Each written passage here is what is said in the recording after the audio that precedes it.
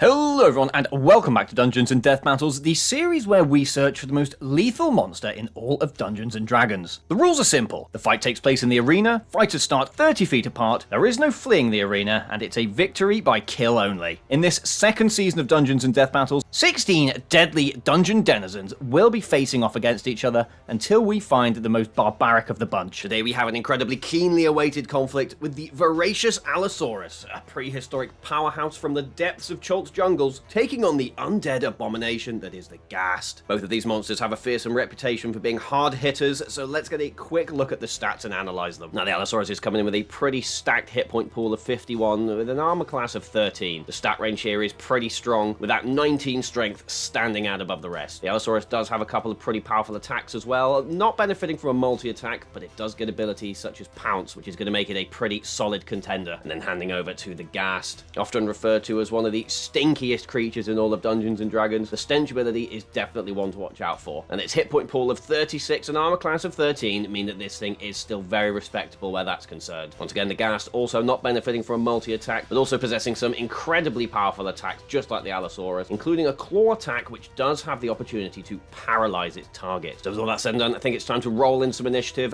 Dinosaur versus zombie. Allosaurus is going to be rolling in first, initiative +1 here. We're rolling in for the Allosaurus, and that is a 17 +1 for 18, a massive roll there from the Allosaurus, as the Ghast is now going to roll in, see if it can seize the initiative back for itself. +3 here, pretty high for the Ghast, and a 14 +3 is going to bring it up to 17, just one short of the Allosaurus is 18, and that does of course mean that the prehistoric competitor is going to be going in first. Now the Allosaurus is going to start by making use of its pounce attack, so it is going to turn around slightly, move backwards 5 or 10 feet. Again, this thing has 60 feet of movement, so it has got plenty of opportunity to use that, and is then going to make sure that it is going to move 30 feet towards the Ghast, allowing it to get off its pounce ability. As it does this, it is going to go in with a claw attack, as is the stipulation, so a +6 to this attack here, and that is a 15 +6 for 21, a sure hit straight out the gate for the Allosaurus here, which does mean we're going to be rolling in some damage.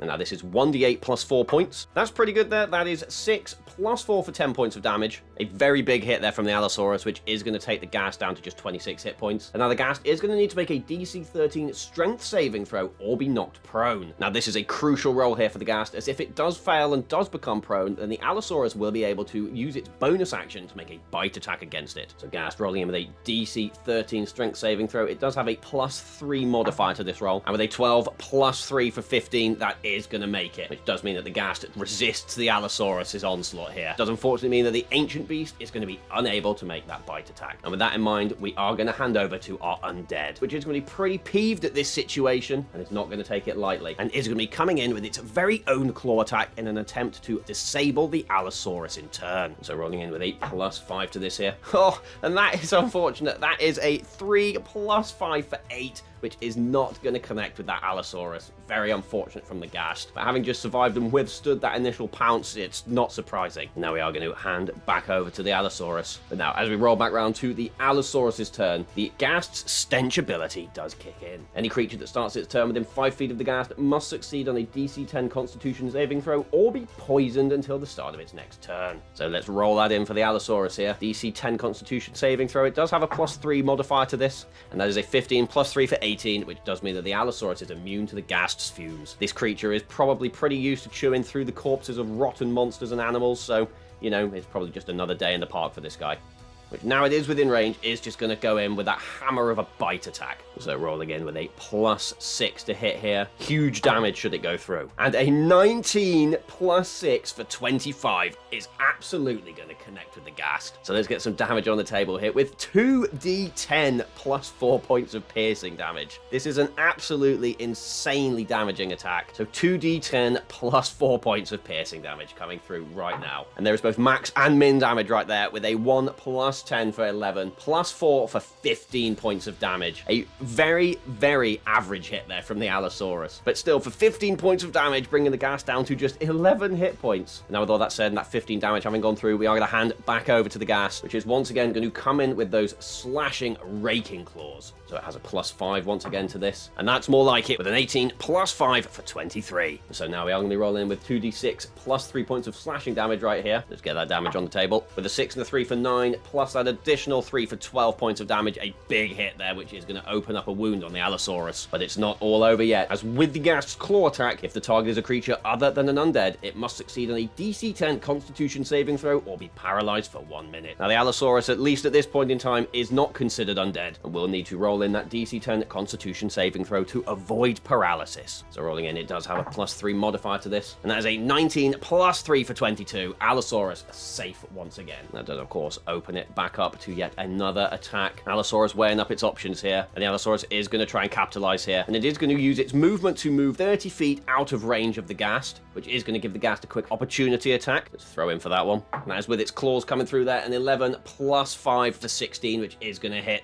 As we roll in yet again, 2d6 points of damage. And that is 8 plus 3 for 11, which is going to mean that the Allosaurus is once again going to need to make that Constitution saving throw. DC 10 and a 7 plus 3 does hit 10, which does mean that the Allosaurus is once again still safe and unparalyzed. But with all that said, the Allosaurus is now going to continue on with its strategy, turning back around and moving 30 feet towards the Ghast, utilizing its pounce ability once again. And so now it is going to roll in to try and land that claw attack. Again, a +6 to this, with an 11 plus 6 for 17, striking true. And so we will get some damage on the table here with that 1d8 plus 4 points of slashing damage initially. And that's a 5 plus 4 for 9, which is going to bring the Ghast down to just 2 hit points regardless. And then the Ghast is going to be rolling in that strength saving throw to see if it gets knocked prone. Again, +3 to this. DC 13. But that is a 6 plus 3 for 9, which does mean that the Ghast has been knocked prone by the Allosaurus, which does, of course, open it up to that bonus action bite attack, which, of course, now the Ghast is prone, is going to be at advantage. And again, with a +6 modifier to this. But that is not what it was looking for at all, with a 5 plus 6 only making 11, not beating the Ghast's armor class of 13. That is not the ideal result for the Allosaurus, as it looks like the Ghast is just about able to keep its jaws away. But with all that said, it's not as if the Ghast is pinned or anything at the moment, so it is going to use half its movement to right itself and stand back up, and is once again going to come in with that claw attack. Allosaurus really could have done with ending it right there, and that is going to be a 14 plus 5 for 19. Again, the Ghast is going to connect, and then coming through once again, 2d6 plus 3 points of slashing damage, and that is a 4